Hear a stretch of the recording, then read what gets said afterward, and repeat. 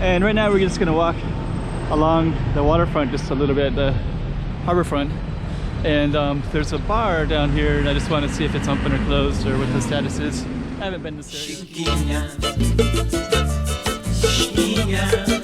Let's go check out the room. Okay, I'm the content creator for this channel. If you like what I'm doing, just subscribe and hit the like button. The status is, I haven't been to this area in probably about 2 years, I guess. Okay. So actually that one over there is the one I was thinking of. It's called Chill. So we'll just walk over there with the camera and go into this little space. Make sure I don't get hit by a car.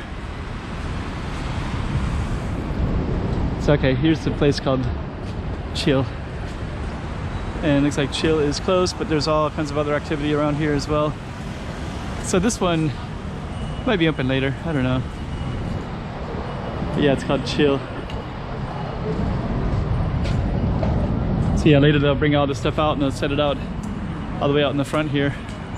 And yeah, actually it's a kind of a cool space.